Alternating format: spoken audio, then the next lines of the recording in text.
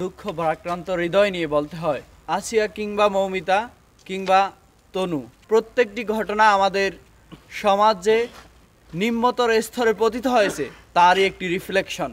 সম্মানিত উপস্থিতি, আমি ঢাকা বিশ্ববিদ্যালয়ের সেই শিক্ষার্থীর কথা মনে করিয়ে দিতে চাই, যাকে রাস্তায় দিয়ে যাওয়ার সময় গহীন জঙ্গল বলা চলে, নির্জন স্থানে নিয়ে ধর্ষণ করার পরে ছেড়ে দিয়ে তাকে সেখানে পাগলের নাটকস্থ করা হয়েছিল স্বৈরাচার শাসনের আমলে।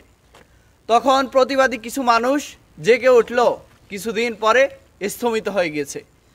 এখন আসিয়ার ঘটনা আমাদের সম্মুখে এসেছে বলে আমরা 2 দিন প্রতিবাদ করে যে আমরা আবার ঝিমিয়ে পড়ব, বিষয়টা যাতে করে এরকম না হয়। আমাদের প্রতিবাদের যে ভাষা, আমাদের প্রতিবাদের যেই পথ, এই পথ যাতে করে ধারাবাহিকভাবে থাকে।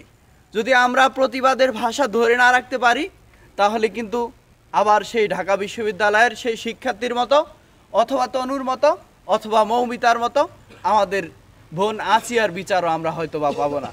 কিন্তু আমরা প্রত্যাশা করব যে আমরা যদি আমাদের প্রতিবাদের ভাষা জারি রাখতে পারি, আমরা যদি আমাদের প্রতিবাদকে প্রবাহিত ধারার মতো অব্যাহত রাখতে পারি, তাহলে আমি প্রত্যাশা করি এই অন্তর্বর্তীকালীন সরকার এই ধর্ষণের বিচার করে যারা দোষী তাদেরকে সর্বোচ্চ শাস্তি দিয়ে মৃত্যুদণ্ড দিবে বলে আমরা প্রত্যাশা করতে পারি।